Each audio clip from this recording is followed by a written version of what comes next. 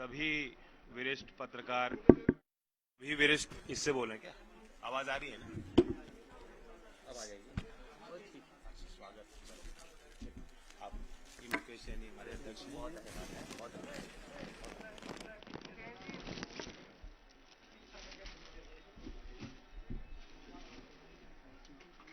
सभी वरिष्ठ पत्रकारों को नमस्कार।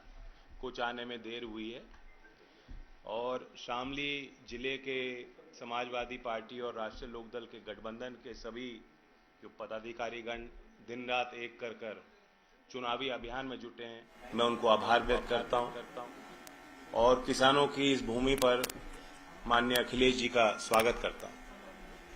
आपको याद होगा कि कैराना का एक बाय इलेक्शन था जहां हमने एक स्लोगन दिया था और एक नया पॉलिटिकल समीकरण बनाया था। उसी सामाजिक और राजनीतिक समीकरण को लेकर उत्तर प्रदेश में एक व्यावहारिक और सकारात्मक परिवर्तन लाने के लिए हमने गठबंधन बनाया है। नारा भी वही है, मुद्दे भी वही हैं। गन्ना जीतेगा, जिन्ना हारेगा। इसका मतलब साफ है। जो लोग हमें बांटने की कोशिश कर रहे हैं, जिन लोगों ने किसानों का सम्मान नहीं किया, नौजवानों को रोजगार नहीं दिला पाए, अब उनका वक्त खत्म है। और जिस तरह से उम्मीद के साथ सभी जाति और वर्ग का समर्थन आज गठबंधन के पक्ष में आता दिख रहा है, खासतौर से जो यूथ वोट है, जब मैं शब्द उम्मीद का इस्तेमाल कर रहा हूं, वो यूथ वोटर जो है वो उम्मीद और विश्वास के साथ आ रहा है। हमने देश का कल बजट देखा जिसमें किसानों के लिए, रोजगार सृजन के लिए कुछ भी नहीं था। नरेगा जैसी योजना, जिसको खुद आर्थिक सर्वेक्षण जो बजट के एक दिन पहले पेश हुआ था, ये बता रहा था कि उसकी डिमांड बढ़ गई है। कोरोना महामारी में वही एक तरीका था कि शहरों से पलायन कर रहे मजदूर जब वो गांव लौटे, उन्होंने अपना घर का, परिवार का जो भी वो इंतजाम कर सकते थे, उस योजना के माध्यम से उनको एक आर्थिक सहारा मिल रहा था। पिछले वर्ष नरेगा में 1,11,000 करोड़ रुपए खर्च हुए और इस साल के बजट में सिर्फ 73,000 करोड़ का आवंटन सरकार ने किया। 2018-19 यानी 3 वर्ष पहले औसतन 51 मैन डेज मिलते थे, जहां 100 दिन का रोजगार योजना में देने हैं। 51 दिन केंद्र सरकार दे रही थी, जो एक अन्याय है। और वो इस बजट ने और घटा दिया, सिर्फ 44 दिन का काम इस योजना में हम मजदूर को देना चाहते हैं। तो फिर रोजगार के लिए भी आपने देखा, बजट में कोई ऐसी घोषणा नहीं कि नौजवानों को उम्मीद मिल सके। और किसानों के लिए मोर क्रॉप पर ड्रॉप, जो एक नई योजना प्रधानमंत्री ने चालू की थी। पिछले साल का बजट 4,000, इस साल का बजट 2,000 करोड़, आधा कर दिया। तमाम ऐसी योजनाएं हैं, पीएम फसल बीमा योजना, उसका बजट घटा दिया। तो ये संकेत है कि सरकार चाहे केंद्र की हो, चाहे यूपी की हो, और ये एक फ्रेज को यूज करते हैं, टर्मिनोलॉजी को, डबल इंजन सरकार। ये डबल इंजन की मार पड़ रही है किसान पर और नौजवान पर। तो आज कैराना की इस धरती पर हम लोग साथ मिलकर आए हैं एक संदेश देने। जिन्ना, औरंगजेब, पाकिस्तान के मुद्दों पर जो लोग चुनाव लड़ रहे हैं, उनको बहुत भारी शिकस्त मिलने वाली है और नौजवान और किसान की जीत होने वाली है। धन्यवाद।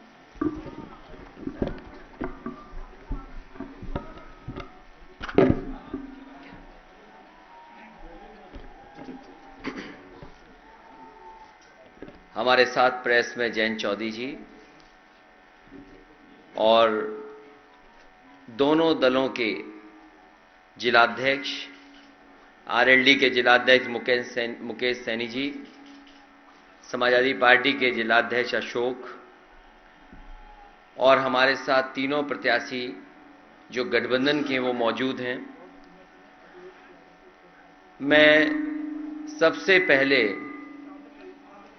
यहाँ के तमाम स्वतंत्रता सेनानी जिनके संघर्षों से और जिनको आज भी हम लोग याद करते हैं, मैं उनको प्रणाम करता हूं।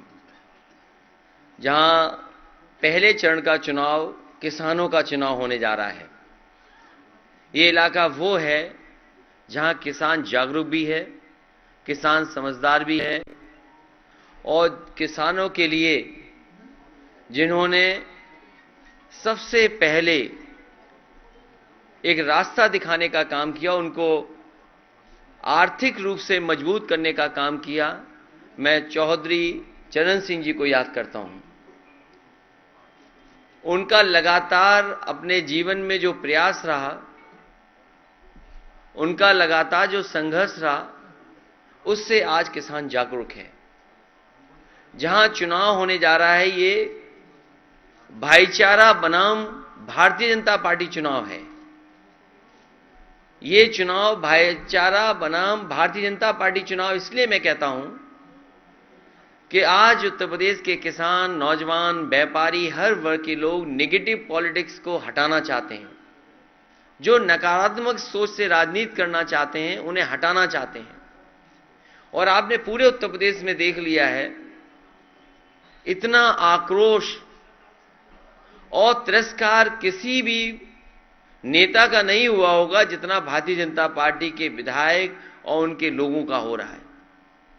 जहां जहां से आप जानकारी करेंगे, वहां खबरें आ रही हैं कि भारतीय जनता पार्टी के नेता जिन गांवों में जा रहे हैं, वहां जनता आक्रोश में है, और कई जगह इनके विधायक, इनके नेताओं को तिरस्कार का सामना करना पड़ रहा है। कल ही देश का बजट आया, कहते हैं अमृत काल का बजट है, अमृत बजट है। तो पिछले जितने भी बजट थे वो क्या जहर थे? ये भारतीय जनता पार्टी के लोग सोचते हैं कि हम शब्दों के खिलवाड़ से लोगों को भ्रमित कर सकते हैं। अमृत काल का बजट, अमृत बजट कहना, पिछले जो भी बजट थे वो जहर समान थे क्या? और अगर हम सही मायने में देखें तो भारतीय जनता पार्टी भी देखिए क्या है, गरीबों के लिए हीरे सस्ते किए हैं, चप्पल जूते सस्ते किए हैं। कितने गरीब को लाभ होगा हीरा अगर सस्ता हो जाएगा तो? जूते चप्पल सस्ते किए। और सच तो यह है कि रोजगार को लेकर के और अपनी परेशानी को लेकर के लोगों के जूते घिस गए हैं। एक भी परेशानी का ये निराकरण नहीं कर पाए हैं। इसलिए जहां Bharatiya Janata party negative politics कर रही, नकारात्मक राजनीति कर रही है, गठबंधन भाईचारा को लेकर के आगे बढ़ेगा। मुझे खुशी है कि शामली में भाईचारा का स्तंभ बनेगा। तीनों के तीनों प्रत्याशी गठबंधन के ऐतिहासिक जीत करके जाएंगे। हम भरोसा दिलाना चाहते हैं जनता को, जो समाजवादी पार्टी और गठबंधन ने वादे किए उन वादों को पूरा करेंगे। सबसे बड़ा यहां के कर्मचारियों की मांग हमेशा रही कि ओल्ड पेंशन बहाल हो। मैं अपने कर्मचारी संगठनों को और कर्मचारियों को भरोसा दिलाता हूं कि पुरानी पेंशन बहाल होगी। वहीं घरेलू बिजली के लिए 300 यूनिट और सिंचाई पहले की तरह किसानों को मुफ्त होगी। ये सरकार ऐसी है जो खाद नहीं दे पाई, अभी भी चीनी मिलों का भुगतान नहीं कर पाई, और जहां पर बिजली उत्पादन बढ़ाना चाहिए था, भारतीय जनता पार्टी ने केवल बिजली महंगी की है। जिसके पास भी बिजली का बिल आता होगा उसे जरूर बिल देख करके करंट लगता होगा। हम दोनों लोग, गठबंधन के लोग, एक उम्मीद के साथ जनता के बीच में आए हैं। उम्मीद और डर का चुनाव भी है। भारतीय जनता पार्टी के लोग डरा करके चुनाव लड़ना चाहते हैं। मैं आने वाले समय में भरोसा दिलाता हूं कि जिस तरीके से 100 नंबर जो अब 112 हो गई है, पहले तय था कि हर 8 किलोमीटर पे एक गाड़ी होगी या 12 किलोमीटर के बीच में गाड़ी होगी। अगर कानून व्यवस्था को और ठोस कानून व्यवस्था मजबूत करने के लिए अगर गाड़ियों को बढ़ाना भी पड़ेगा और फोर्स को बढ़ाना पड़ेगा, तो समाजवादी सरकार में फोर्स बढ़ेगी।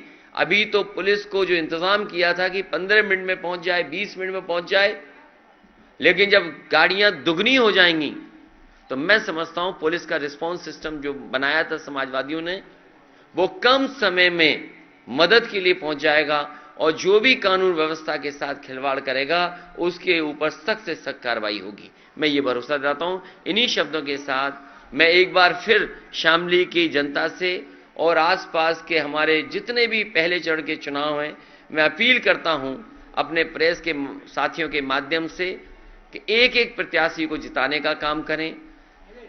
लगातार हम लोग जा करके अपील कर रहे हैं कि जिताएं। यहां के इस गठबंधन और समाजवादी पार्टी के जो प्रत्याशी हैं प्रसन्न चौधरी जी, मैं उनके समर्थन में आपसे अपील करता हूं, उनकी मदद करें। दूसरे प्रत्याशी अशरफ अली हैं, मैं उनके लिए भी सहयोग चाहता हूं, समर्थन चाहता हूं। तीसरे नाहिदन की और समाजवादी पार्टी की इकरा हसन बैठी हैं, मैं समाजवादी पार्टी के प्रत्याशी उनके समर्थन में भी और उनके सहयोग में भी आप सबसे अपील करता हूं कि ऐतिहासिक वोट देकर के ऐतिहासिक जीत दिलाने का काम करें।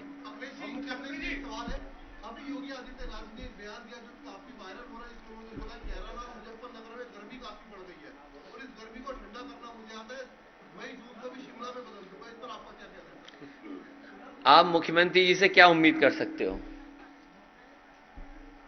मुख्यमंत्री जी ये बताएं कि बिजली का बिल सस्ता होगा कि नहीं होगा। और मुख्यमंत्री जी की भाषा ये पहले दिन में नहीं सुन रहा हूं, पहले दिन की ये बात नहीं है जिस तरीके से वो बात कर रहे हैं। और मैं तो कहूंगा कि इलेक्शन कमीशन इस बात की नोटिस ले कि एक मुख्यमंत्री की भाषा ही नहीं हो सकती। और जहां तक गर्मी का सवाल है, जिस दिन गर्मी खत्म हो जाएगी उस दिन हम लोग मर जाएंगे। जितने भी हम लोग बैठे हैं, अगर गर्म खून हमारे अंदर नहीं बहे तो हम जिंदा क्या रहेंगे। लेकिन जहां तक सवाल मुख्यमंत्री जी का है, उनका एफिडेविट देखिए, कितनी धाराएं उनके ऊपर थी। भारतीय जनता पार्टी सोच रही है कि गलती तो नहीं कर दी उन्हें मुख्यमंत्री बना करके।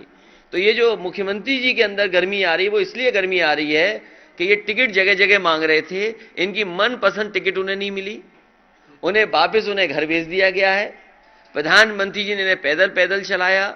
जो पैदल पैदल चल रहे हैं और बेदल हैं, कभी मुख्यमंत्री से पूछेगा उनका दल कौन सा है, क्या वो भारतीय जनता पार्टी के सदस्य हैं? और भारतीय जनता पार्टी ने तय किया है कि जिस तरीके से इन्हें पैदल पैदल चलाया, आने वाले समय में इनको कुछ मिलने वाला नहीं है, इसलिए इनकी भाषा बदल गई है। और जब से गठबंधन के लोग और गठबंधन के लोगों को समर्थन मिला है, इनके चेहरे पर तोते उड़ गए।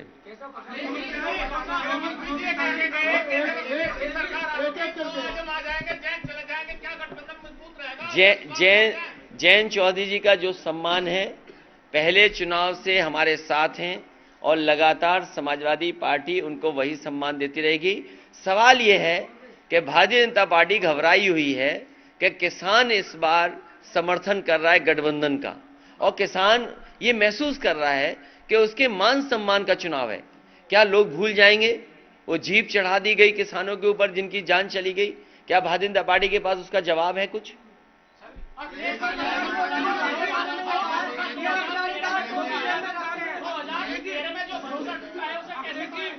इसीलिए मैंने कहा ये चुनाव भाईचारा बनाम भारतीय जनता पार्टी है।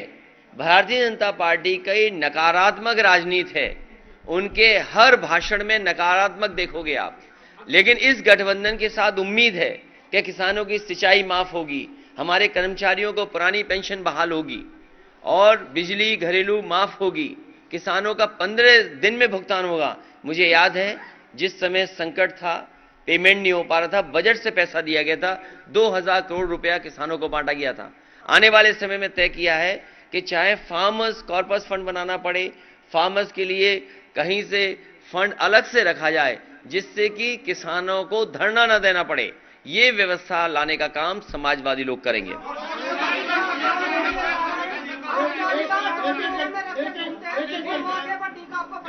कौन कह रहा? अरे तुम लगा दो टीका, कौन कह रहा है? मैं तो कहूंगा केशव प्रसाद जी आए, हमें जीत का टीका लगा दें आके।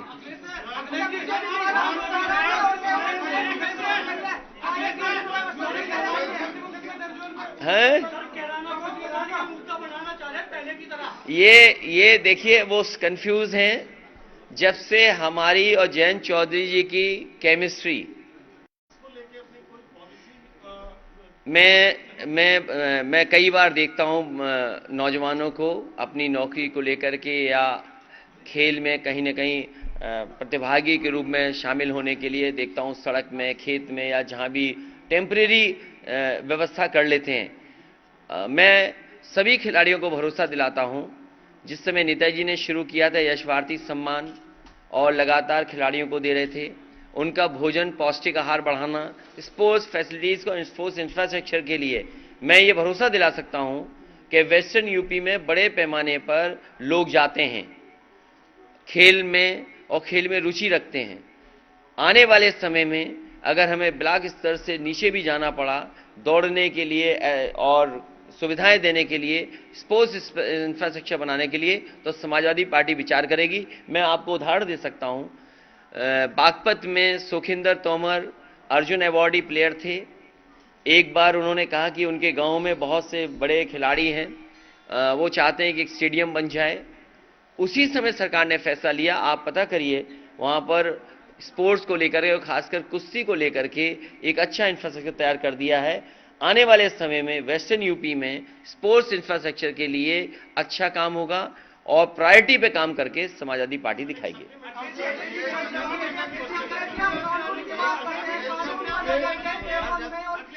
मैं इनका खत्म हो जाए फिर मैं कब बता दूंगा कानून व्यवस्था।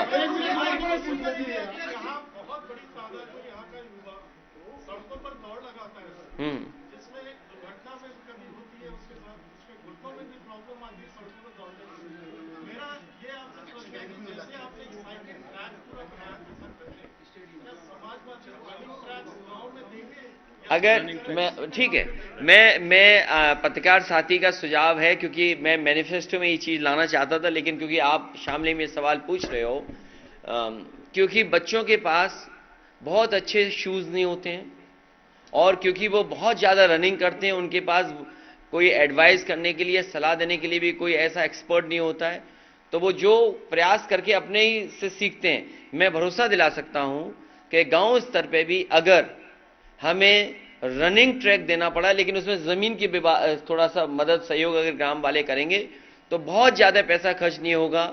अगर अच्छे रनिंग ट्रैक उपलब्ध करा दें गांव स्तर पे तो कराने का काम करेंगे।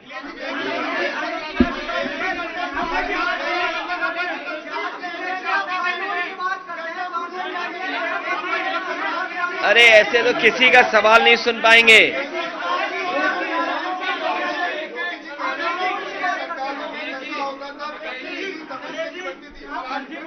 क्या चीज? जोगी जी कह रहे हैं कि पिछली सरकारों में दंगाइयों को साथ देते थे, तमंचे की फैक्ट्री बनती थी और डेवलपमेंट के नाम पे बता रहे हैं कि डिफेंस कॉरिडोर बना है और दोबारा जेवर एयरपोर्ट की बात की। सर अब तमाम देखिए फैक्ट्री पकड़ी जा रही है हथियारों की अभी भी, और ये पहले कहते थे पहले अखिलेश जी के राज में। अरे मैं आपको बताऊं, फैक्ट्री नहीं, न जाने कितनी शराब पकड़ी जा रही है। अभी रायबरेली में कितने लोग जान चली गई, और जितना भी शराब का ये गैर कानूनी काम हो रहा है सब भारतीय जनता पार्टी के लोग शामिल हैं, सब भारतीय जनता पार्टी के लोग शामिल हैं। और आप पत्रकार साथियों सब जानते होंगे कौन कौन इसमें शामिल है।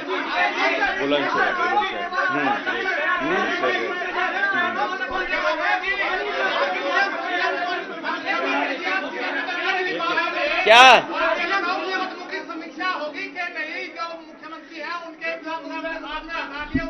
नहीं, ये हमारे पत्रकार साथी ने बहुत अच्छा सवाल पूछा। हमारे उत्तर प्रदेश के मुख्यमंत्री पर बड़े पैमाने पे धाराएं लगी थीं और डिप्टी सीएम पे भी लगी थीं। दोनों पे जितने मुकदमे थे इतने तो आईपीसी में सेक्शन नहीं बने हुए। जहां तक समीक्षा का सवाल है, मुख्यमंत्री जी पर गंभीर धाराएं हैं, अगर कोई दरखास्त देगा तो उस पर विचार किया जाएगा।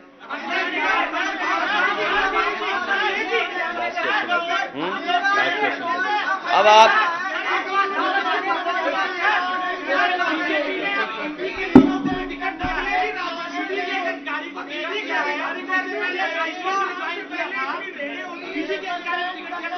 समझ लो, देखिए ये भारतीय जनता पार्टी जिन अधिकारियों से काम लेती है, भारतीय जनता पार्टी कि सरकार में जिन अधिकारियों से काम लेती है उन्हें सम्मान दिया जाता है।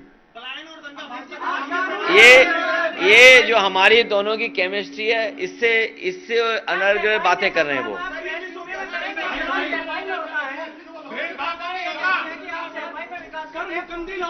अच्छा ये बताइए, नहीं, ये हमारा साथी पोर्टल के हो गए। अच्छा दैनिक जागरण तो हमारे पड़ोसी हैं, उन्हें पता ही नहीं है कि विकास कितना का है। मैं तो चाहूंगा कि जितना विकास समाजवादियों ने किया आज भी वो काम दिखाई दे रहा होगा। जहां जो सब स्टेशन हैं, अरे रुक जा भाई, जो चाहे वो बिजली के सब स्टेशन बनने हो, फीडर सेपरेशन होना हो, सबसे ज्यादा हुआ। आसपास के जितने भी फोर लेनिंग का कर सकते थे, जहां सहयोग सरकार से मिलना था वो भी दिया, प्लस फोर लेनिंग को भी बढ़ाया। जो आज बिजली मिल रही है, मैं बहुत जिम्मेदारी के साथ कह रहा हूं कि जो बिजली आज उत्तर प्रदेश को मिल रही है, ये सब की सब समाजवादी सरकार या पुरानी सरकारों की बनाई हुई है। भारतीय जनता पार्टी ने एक यूनिट बिजली भी नहीं बनाई, उन्होंने केवल बिल ज्यादा जनता को दिए हैं। आखिरी सवाल हमारे चुप बैठे पत्रकार साथी का।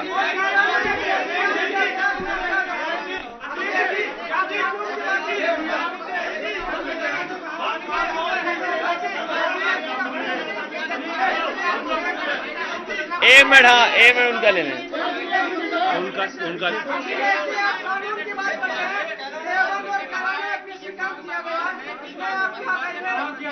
कौन सा बार है?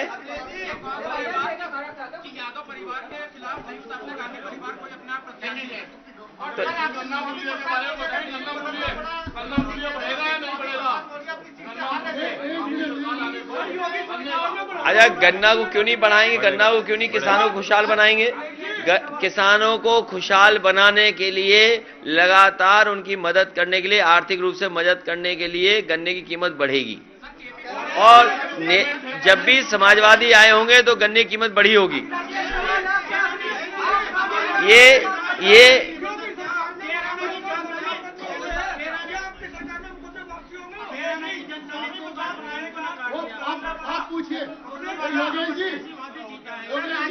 देखिए, ये यहां से उत्तराखंड कितनी दूर है? उत्तराखंड कितना दूर है यहां से? 80 किलोमीटर। जो लोग ये बात कर रहे हैं, कम से कम उन्हें ये सोचना चाहिए, उत्तराखंड में 1000 से ज्यादा गांव खाली हैं। 1000 गांव खाली हैं। बाकायदा बीजेपी की सरकार ने कमीशन बनाया, आयोग बनाया जानकारी करने के लिए कि आखिरकार गांव क्यों खाली हो गए। क्या भारतीय जनता पार्टी के नेता, उनकी 5 साल सरकार रही, 1000 गांव खाली हैं, लाखों लोग वहां से पलायन कर गए, क्या उसकी जिम्मेदारी भारतीय जनता पार्टी लेगी?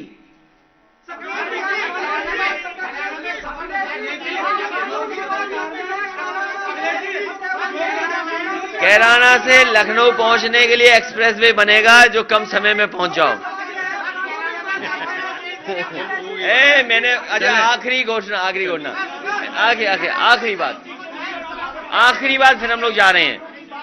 मैंने जिस समय आरएलडी और समाजवादी पार्टी के मिलकर के सांसद को जिताया था, उस समय मैंने ये कहा था कि इस हिस्से में जोड़ने के लिए अगर एक्सप्रेसवे बनाना पड़ेगा तो चलो, बीजेपी वालों ने गंगा एक्सप्रेसवे तो शुरू किया है, लेकिन बनाएंगे हम ही लोग, और इस हिस्से को आपसे जल्दी लखनऊ पहुंच जाए, 5 घंटे से ज्यादा समय न लगे, ऐसा एक्सप्रेसवे बनाएंगे जिससे आपकी लखनऊ की दूरी कम हो जाए।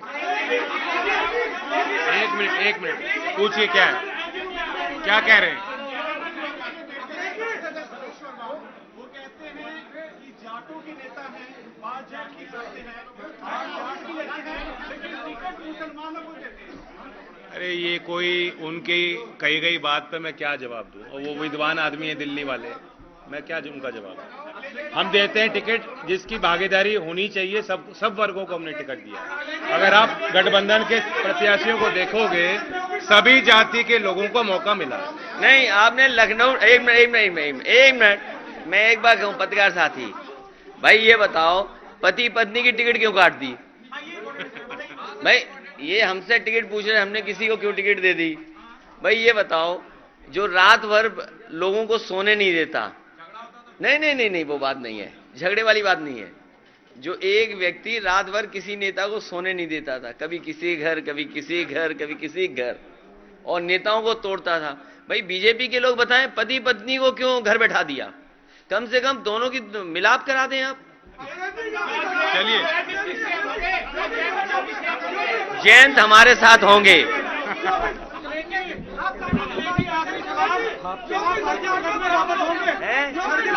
फर्जी मुकदमे वापस होंगे। ये फोटो लेने आ जाओ, फोटो ले लेंगे, आ जाओ, आ जाओ जयंत, आ जाओ, अरे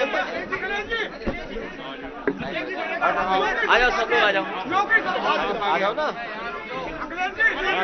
सरकार में फर्जी मुकदमे हुए हैं, आपकी सरकार में